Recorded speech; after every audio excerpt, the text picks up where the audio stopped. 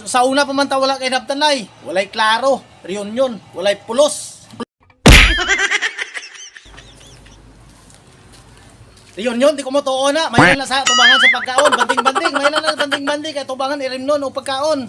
Tanawa lagi ninyo, may suko man na. Na may mga nakita, good nga di mayo, good.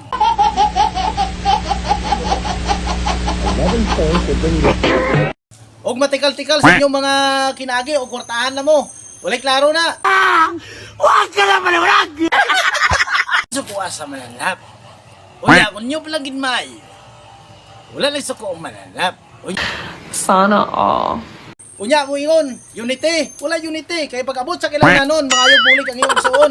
Dili dito bangan. Anga, oy. Dili dito bangan. Walay klaro. Muna, reunion. Tambag na ko sa inyo, ha. Ayaw mo, selfish kayo sa inyong mga batasan. Mayroon na sa tao ka tagang kwarta, kaya kung ikaw wala ka natapos, pagkabot sir yun, itubas ka lang ka plato. Tanawa lagi, nagsuko man na, tungod sa inyong style. Tungod na nga istorya, ako di na ko maatik anak. Ikaw nga reunion para sa inyong sa pamilya, wala. Pag-abot sir nyo nun, magkambuka na nila ng iniskulahan, mga bata niya. Tell nyo, very klaro. Very klaro magad yung style.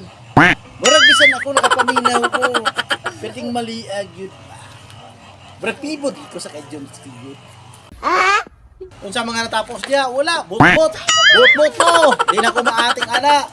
Kaya nga naman, sa una pa man ta wala kay naptanay. Walay klaro, reunion, walay pulos. Pag-pibor ko siyang ginaistorya ba? Muna nga,